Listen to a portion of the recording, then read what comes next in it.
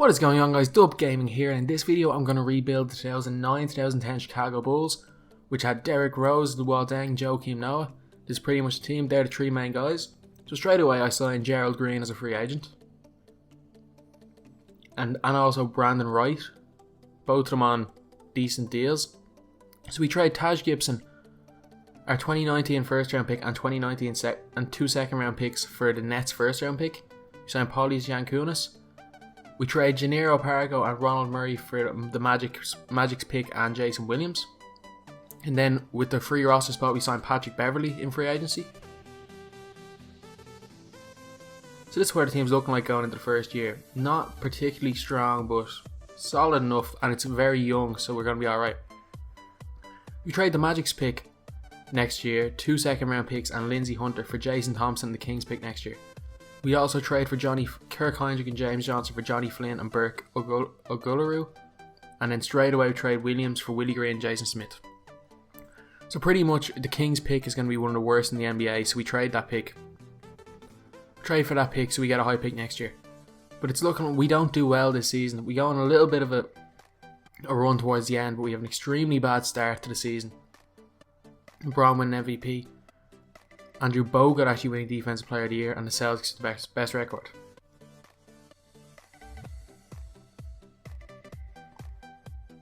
And Johnny Flynn's the only person who made any of the teams. He made the All-Rookie second team with Steph Curry.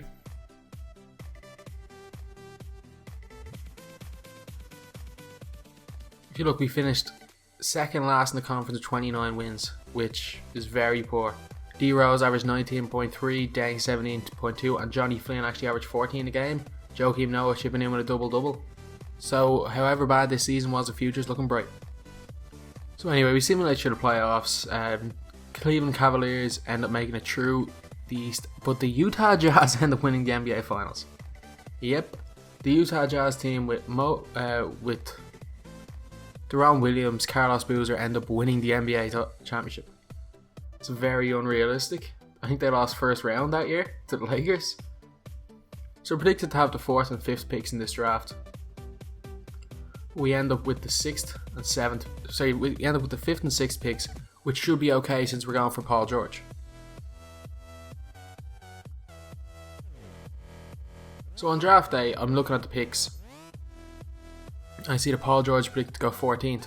So I'm thinking there's 100% chance I get him at 5, but no. He goes up, all the way up to number 2 in the draft. We have to trade our 4th pick and one of our players for Paul George, which is alright. And then we trade the Nets pick, which was the 5th, which is the 6th pick, and 2 players for Costa Koufos and DeAndre Jordan. I see that Derek Favors is still on the board at 7, so we trade Costa Koufos, Johnny Flynn, and we swap first round picks next year with the Sixers for the 7th pick, and with that pick we obviously draft Derek Favors. In free agency, we see LeBron's there, so we offer him a nuts contract that'll pay him nearly $30 million in his 4th year. We also go and sign Martell Webster on a 1-year deal just to fill in as backup, and LeBron accepts. So we have a new superstar on the team. This is what our team's looking like. Rose, George, LeBron, Deng, DeAndre Jordan, Noah, Derek Favors, Patrick Beverley, Webster, Gerald Green and Brandon Wright. We also signed Darko Milicic in free agency. So this season we start off a lot better. We go 16-5 and we go on a little bit of a winning streak to start the year. So we're comfortably at the top of the Eastern Conference, which isn't a surprise considering the fact that it's a team with Joakim Noah, DeAndre Jordan, Paul George, LeBron James and Derrick Rose. We're declining pretty much all trade offers. Unless something unbelievable is offered to us, we're going to decline them all. This trade intrigued me a bit. Luol Deng and Martell Webster for Andre Iguodala and Ryan Anderson. But I decided to go against it because Deng was on a much better contract and Iggy can't really play the power forward. Coming out of All-Star break, we go on a fairly good run to pretty much cement our lead at the top of the conference. This team ends up winning 67 games, which is, I think it's one more than it did in the season in real life. LeBron winning MVP as a member of the Chicago Bulls. Boogie actually winning Rookie of the Year instead of John Wall or Blake Griffin. Actually no, Blake Griffin was in last year. and Jeff Teague with most improved player. And our coach is some random guy as coach of the year. So LeBron on the All-NBA first team. You have no on the second team, but Tyreek Evans actually makes the All-NBA second team.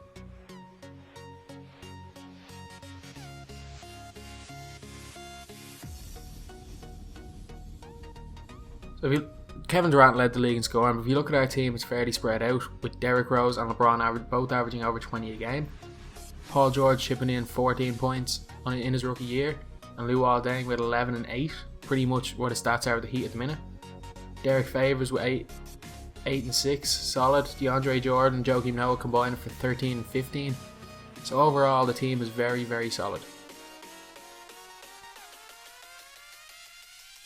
So we're up against the Atlanta Hawks in the first round, who are led by Josh Smith and Joe Johnson, which is a fairly good team, but it doesn't really matter. They're nowhere near as good as us. We end up winning 4-1. Up against the Indiana Pacers, led by Danny Granger, who do not have Paul George in this simulation, and again we beat them 4-1. Up against the Sixers, with Andre Iguodala, got 3-0 up, end up sweeping them. So we played the LA Lakers in the NBA Finals, who had won it the year before in real life. And the LA Lakers end up sweeping us. Yep, we get swept in the NBA Finals. The Lakers managed to somehow sign Gerald Wallace on top of the $20 million they were already paying Gasol, Bynum and Bryant. They managed to have enough money to pay Gerald Wallace $20 million. So our Kings pick ended up looking like it ended up being a great thing, because the Kings had the worst record in the NBA, so we have a 25% chance of getting the number 1 overall pick, which means we have a chance of getting Kyrie Irving, and if it drops we can get Kawhi Leonard.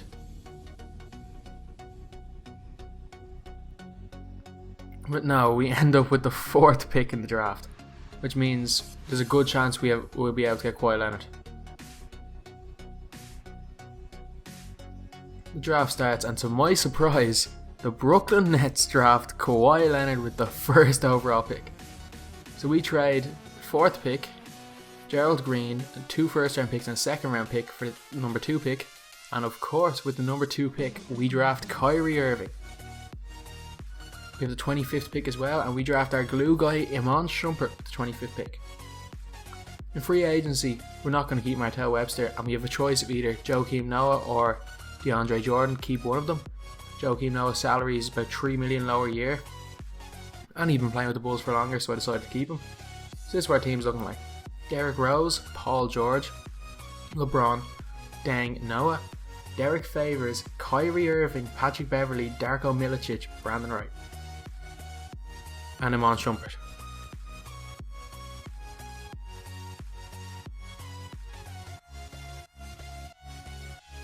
So we're going to decline all trades. Our team is pretty much unbeatable in my opinion, this team. You're on a 14 game winning streak to start off season 18-1. We got on a little bit of a Warriors-esque streak of 23 games. So it's looking like we could break even the Warriors record they set this year.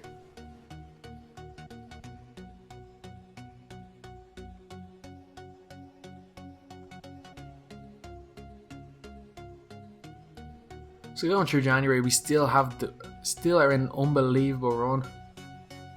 We're without doubt top of the conference, 47-4, which is exceptional, and much better than the Warriors were at this time.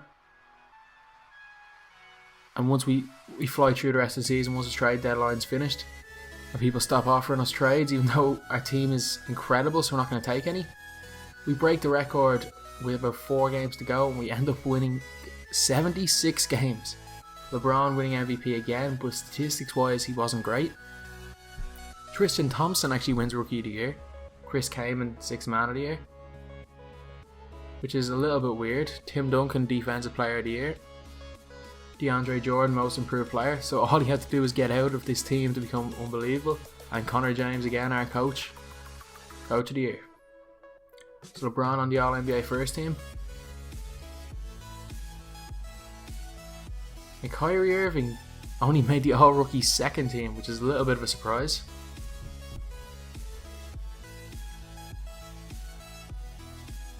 So if you look at our player stats, LeBron was averaging 20, D-Rose 17, Korver 14, Irving 11, Deng 11, Favors 10. So pretty much it was a well-rounded team. No one really stood out, but then again, no one was doing poor. Everyone chipped in with points, and in the end, there was no out-and-out superstar statistics-wise in this team. Even Darko Milicic managed to chip in with probably his most important 3.1 points per game of his career. Patrick Beverley was there to play defense, not to score. So we go into the playoffs.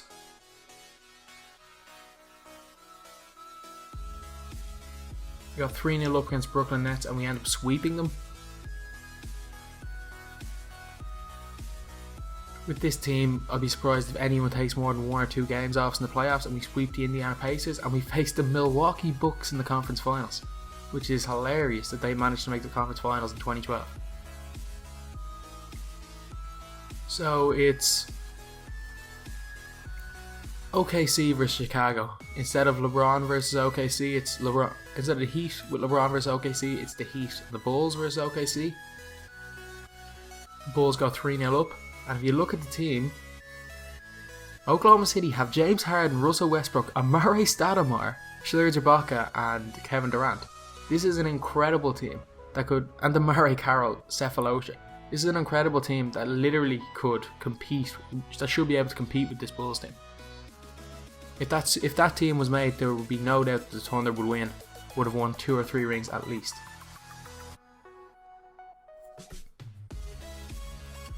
So we're simulating through the game anyway. Thunder get a 10-point lead in the second quarter. We start to come back in the third, and we take the lead going into the fourth. It's pretty much neck and neck, basket for basket all the way through the fourth. We then pull away with 10 seconds to go. We hit a 3, and it's game over. So that's it. Derrick Rose wins his first ring, but did he really lead the team to the ring with players like LeBron, Kyrie Irving, Joakim Noah, Luol Deng, even the GOAT Darko Milicic? Surely this team would win a ring pretty much any year. LeBron James winning finals MVP, cementing his legacy, especially with the 5 MVPs in a row he's gotten at this stage. So anyway, thanks for watching. Please like, comment and subscribe.